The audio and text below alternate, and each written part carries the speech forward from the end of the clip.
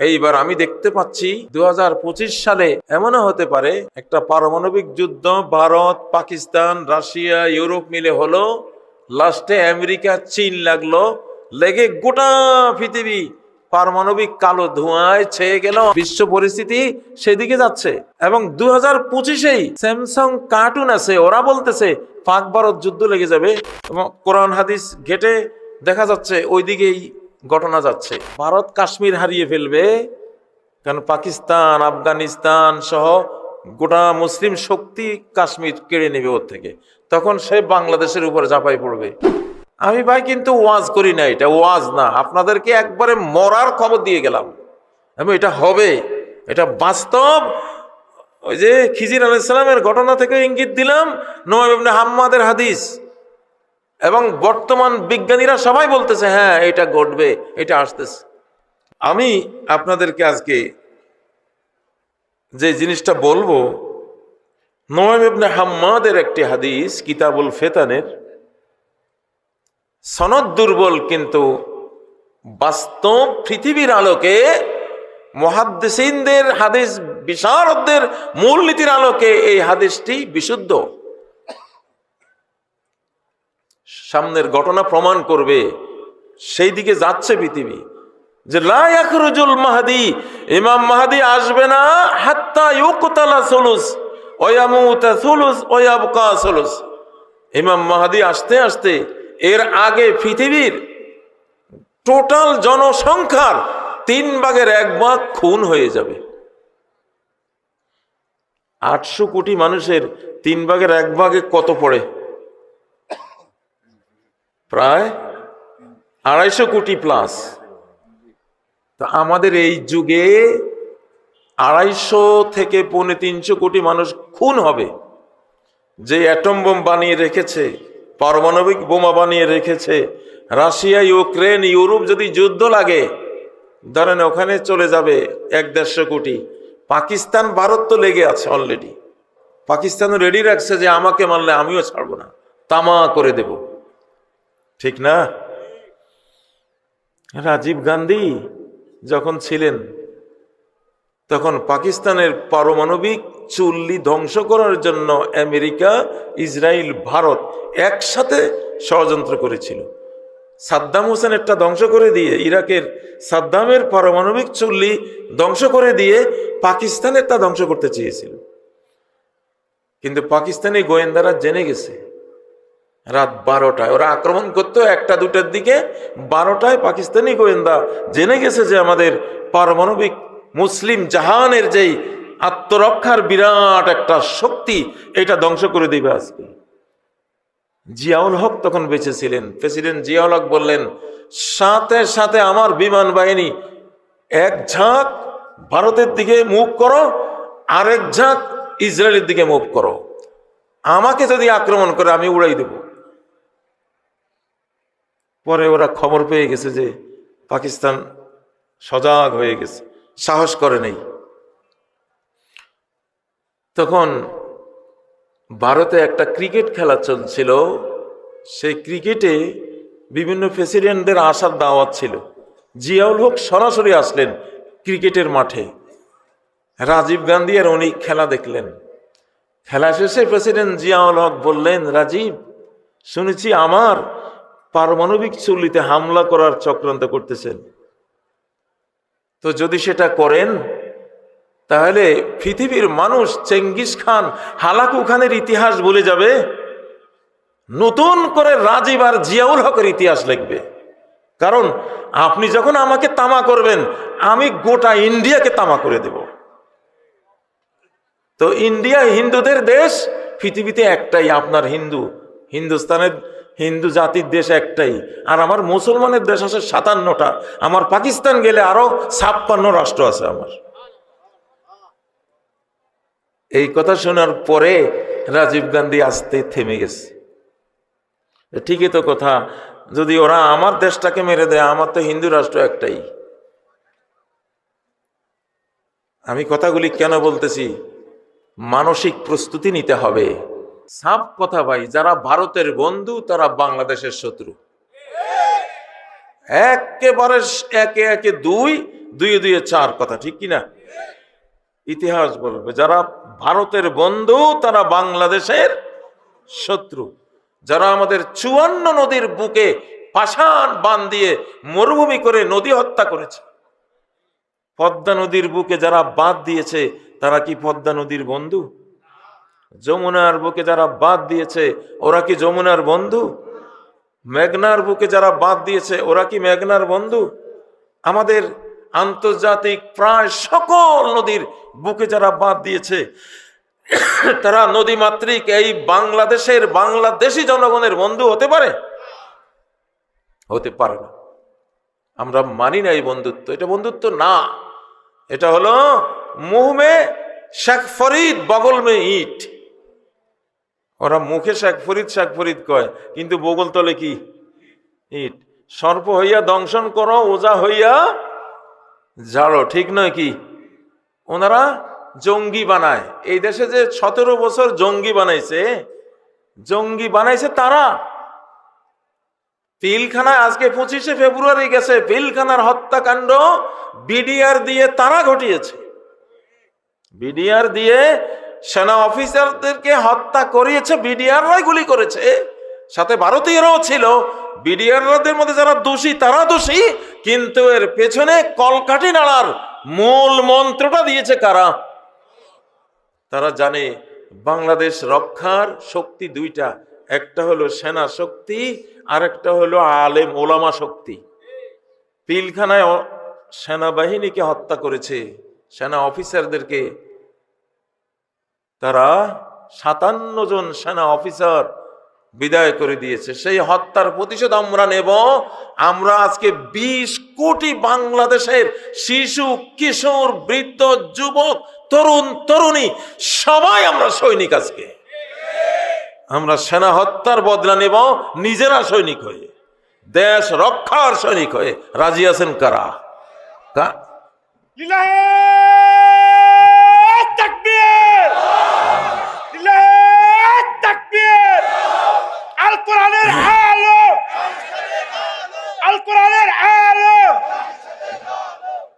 وَإِنَّ جُندَنَا لَهُمُ الْغَالِبُونَ। আমার বাহিনী যারা, আমার বাহিনী, আল্লাহ বলতেছেন আমার বাহিনী। আল্লাহর বাহিনী কারা? কালেমা যে মুখে নিয়েছে সেই কার বাহিনী? আল্লাহর বাহিনী। কার বাহিনী? আল্লাহর বাহিনী। আল্লাহ বলেন আমার বাহিনী তারা অবশ্যই চিরবিজয়ী, তাদেরকে হারাবার ক্ষমতা কারো নেই। তো সেনা হত্যার প্রতিশোধ নেবে বাংলাদেশ, গোটা জাতিকে যুদ্ধের ট্রেনিং দেওয়া হবে ইনশাআল্লাহ। আর ওরা সেনা অফিসারদের হত্যা করার পরে, সেনাবাহিনী ধ্বংসের পরে নজর দিয়েছে। এবার দ্বিতীয় শক্তি বাংলাদেশকে রক্ষা করে চলে, ভারতের সামনে মাথা নোয়ায় না কোন ক্রমে, যে শক্তিটা ওলামা শক্তি। সেই ওলামা শক্তিকেই তারা দেলাওয়ার হোসেন সাইদি রহমতুল্লাহ আলাইকে তারা হত্যা করেছে, ঠিক নয় কি? ফ্যাসিবাদীরা কয়দিন আগে ভারতে 5 জন গিয়েছিল, ভারত থেকে পরামর্শ নিয়ে এসে মেডিকেল কিলিং, ওনাকে বিষাক্ত ওষুধ দিয়ে হাসপাতালে এনে হত্যা করেছে, ঠিক নয় কি? আমরা এটা ফিজিক্যালিও জানি, আধ্যাত্মিকভাবেও জেনেছি এটা হত্যা ছিল। মৌলানা মতিউর রহমান নিজামী, আব্দুল কাদের মোল্লা, মুজাহিদুল ইসলাম, মীর কাসেম আলী সহ তাদেরকে জুডিশিয়াল কিলিং, বিচারিকভাবে হত্যা করেছে। হাজার হাজার আলেমকে গুম, খুন, কারারুদ্ধ, নির্যাতন, দেশান্তরিত করেছে। করেছে কিনা?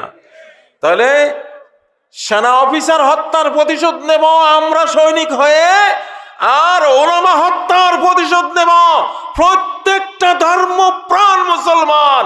এইবারে আমরা আলেমদের হাতে যে কোরআন, সেই কোরআনকে আমরা ভোট দেব ইনশাআল্লাহ।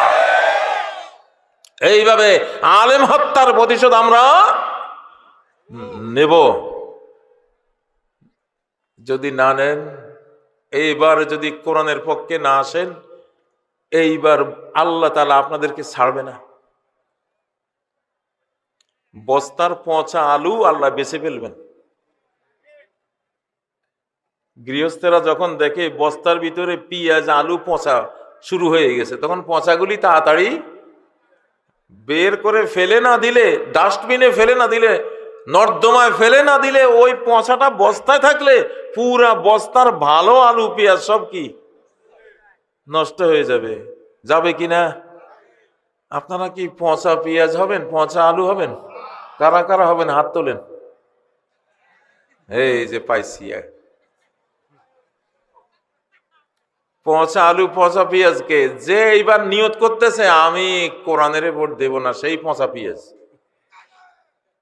যে এবার নিয়ত করবে আল কোরআনকে ভোট দেব না, কোরআনের আলেমদের সাথে জোটবদ্ধ হব না, ইন্ডিয়ার পক্ষে যাব, যে নিয়ত করবে সেই পচা আলু। আমি ভাই কোনো হেয়ালি ওয়াজ করি না, আপনাদেরকে সংবাদ দিয়ে গেলাম। এই পচা আলুর কাতারে যে যাবে, ওই যে বলা হয়েছে যে 1/3 খুন হবে, 1/3 মারা পড়বে, মানে 2/3, মানে 500-550 কোটি মানুষ পচা আলু এই পৃথিবী থেকে, পৃথিবীর সৃষ্টিকর্তা, মানুষের সৃষ্টিকর্তা আল্লাহ তাআলা বিদায় করে দেবেন।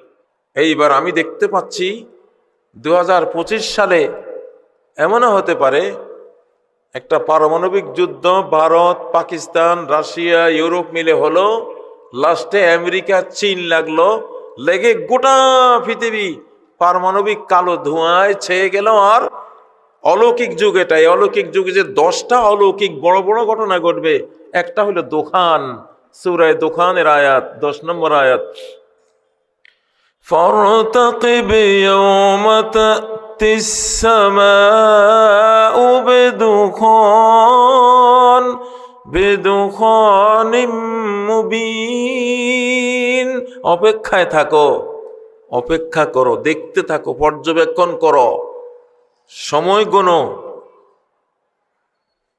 বেখবর থাকো না, ভয়াবহ বিপর্যয় আসবে। তুমি ইরতিকাব মানে হলো পাহারা দাও, বিশ্ব পরিস্থিতি মনিটরিং করো, খবর রাখো। আগের যুগে তো আকাশ থেকে আযাব আসতো, এবার আযাব তো মানুষের কাছে পৃথিবীর মধ্যে রেডি, ঠিক না? যে পরমাণু বোমা রেডি করে রাখছে, এগুলি যদি বাস্ট করা হয়, করবে তো, এগুলি তো বানাইছে বাস্ট করার জন্য। সেই দুর্যোগে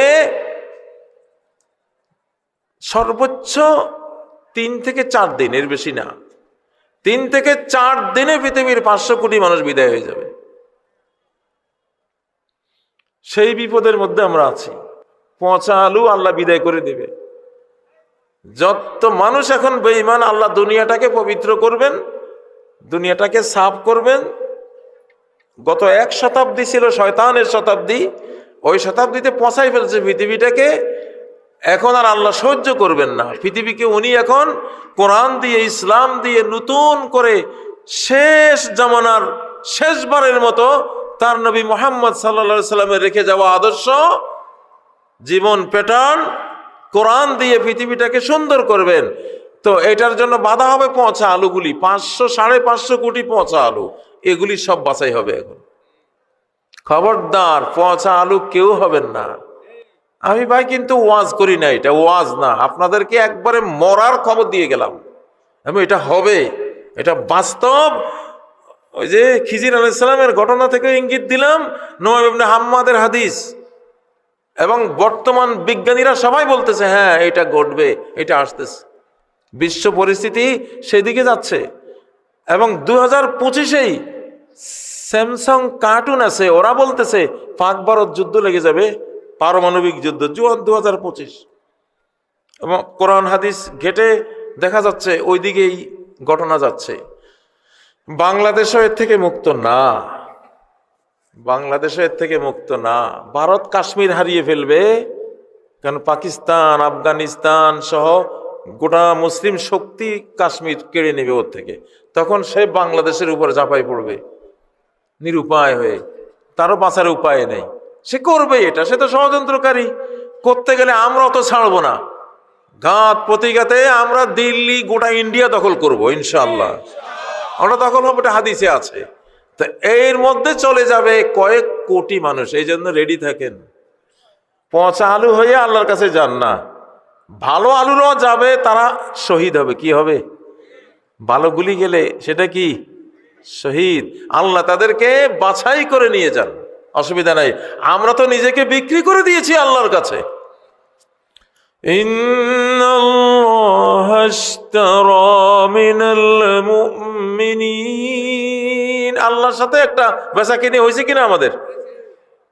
সূরা তাওবার 111 নম্বর আয়াত, যে আল্লাহ মুমিন থেকে তাদের জান মাল সব কিনে নিয়েছে, ঠিক না?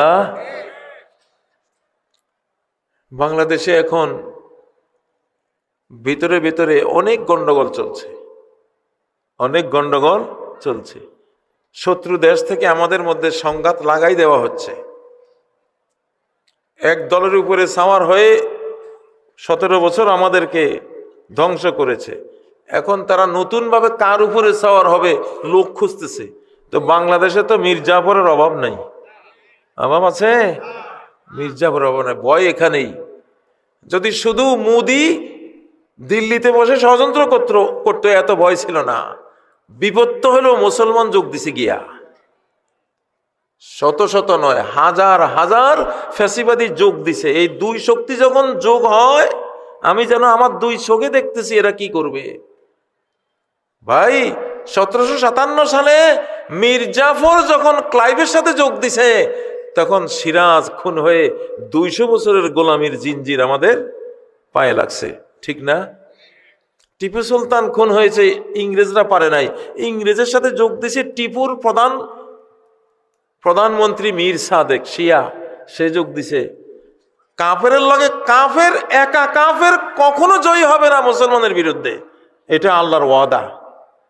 শুধু কাফের কখনো মুসলমানের সাথে যুদ্ধ করে জয়ী হবে না। এই জন্য বুশ যখন ইরাককে মারতে আসছে, সাদ্দাম ছাড়া বাকি 20টা দেশ মুসলমানের, আরব দেশগুলি সাথে নিচে না? কেন নিচে জানেন? বুশ জানে আমার সাথে মুসলমান এক দল না থাকলে আমি বিজয়ী হব না। আল্লাহ সাহায্য করবে মুমিনকে, এটা আল্লাহর ওয়াদা। ওয়া কানা হাক্কান আলাইনা নাসরুল মুমিনিন,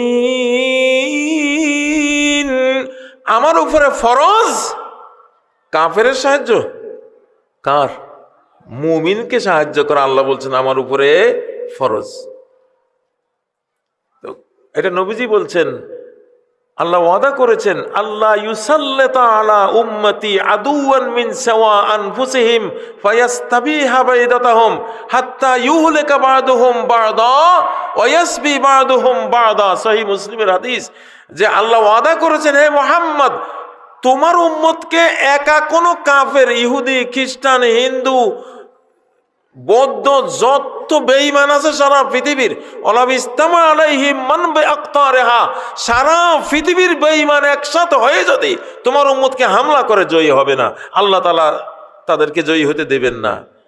কিন্তু তারা জয়ী হবে কখন? হাত্তা ইউহলিকা বা'দুহুম বা'দা, মুসলমানে যদি মুসলমান হত্যা করে, মুসলমান যদি মুসলমান ধ্বংস করে, মুসলমান যদি মুসলমানকে বন্দী করতে যায়, তখন দুই মুসলমান গ্রুপ যুদ্ধ লাগছে, যে কেউ জয়ী হতেই পারে।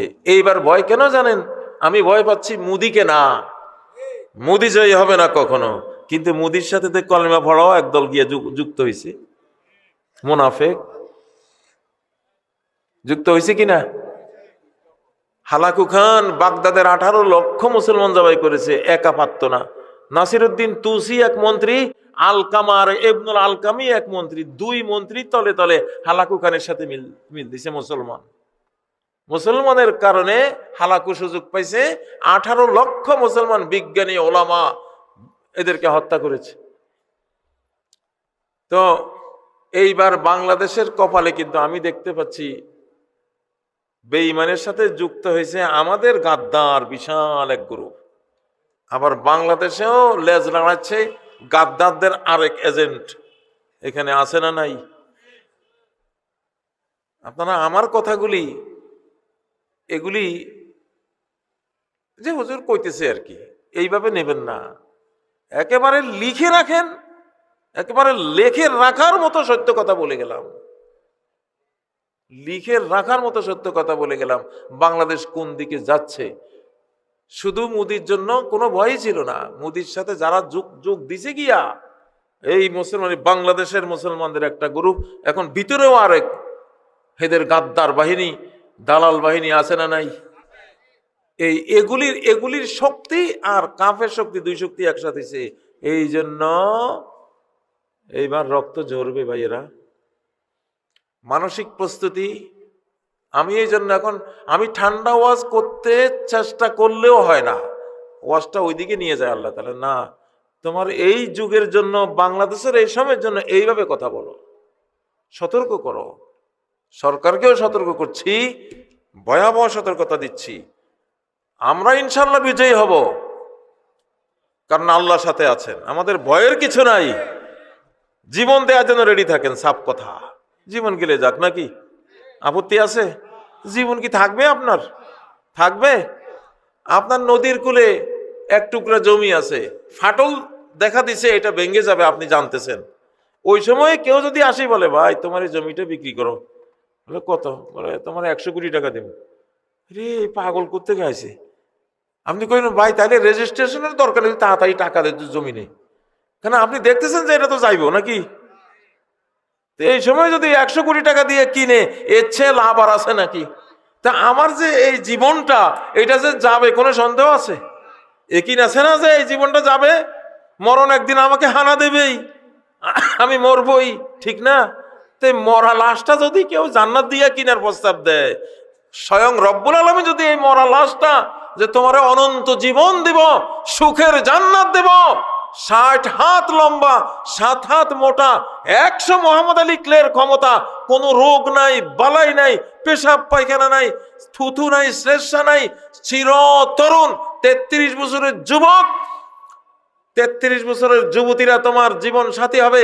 স্বর্ণের রূপার ইট দিয়ে বিল্ডিং বানিয়ে কমপক্ষে 10 পৃথিবীর সম্রাট বানিয়ে দেব, এরকম ওয়াদা যদি কেউ দেয়, এই জীবনটা তারে দিতে কোনো দেরি করার সুযোগ আছে? কারা রাজি আছেন? লিল্লাহে তাকবীর, লিল্লাহে তাকবীর। মেসেজটা দিয়ে গেলাম। ধোঁয়া দেখলে আগুন বোঝা যায় কিনা? যায় না? ধোঁয়া দেখতেছি, বাংলাদেশের আকাশে খুব ধোঁয়া দেখতেছি। ভিতরে নিচে কি আছে? আগুন আছে। इस घर को आग लगी है घर के चिराग से, এই ঘরে আগুন লাগছে যুগে যুগে, এই ঘরেরই চিরাগ থেকে, ঘরের বাতি থেকে এই ঘরে কি লাগছে? আগুন লাগছে। অতএব এই আগুন নিভাবার জন্য যারা বাংলাদেশ প্রেমিক, অবশ্যই তারা ভারতের শত্রু হবেন। ওয়াবাদা বাইনানা ওয়া বাইনাকুমুল আদাওয়াতু ওয়াল বাগদা,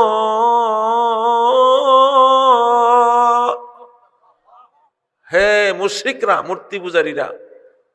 সূরা আল মুমতাহিনার 4 নম্বর আয়াত। হে মুশরিকরা, তোমাদের মধ্যে আমাদের মধ্যে দুশ্মনী আর ঘৃণা চিরদিন চলবে, আবাদান, চিরকাল চলবে।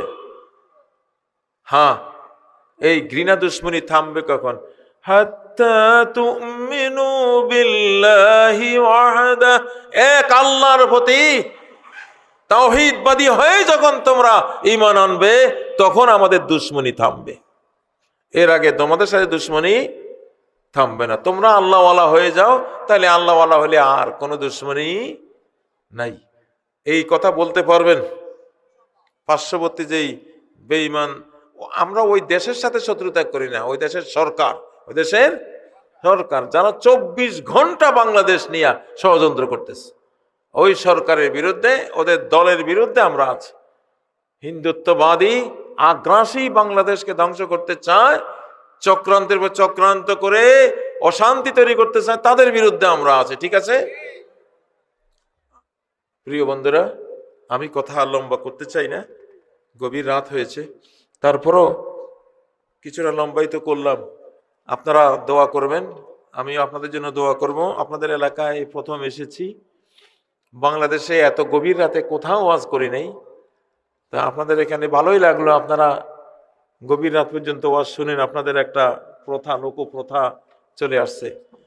তো জিন্দা মুর্দা যারাই আছেন, আল্লাহ সবাইকে ক্ষমা করেন, সবাইকে নিরাপত্তা দান করেন, সবাইকে রিজিক দান করেন, হেদায়েত দান করেন, উচ্চ মর্যাদা দান করেন।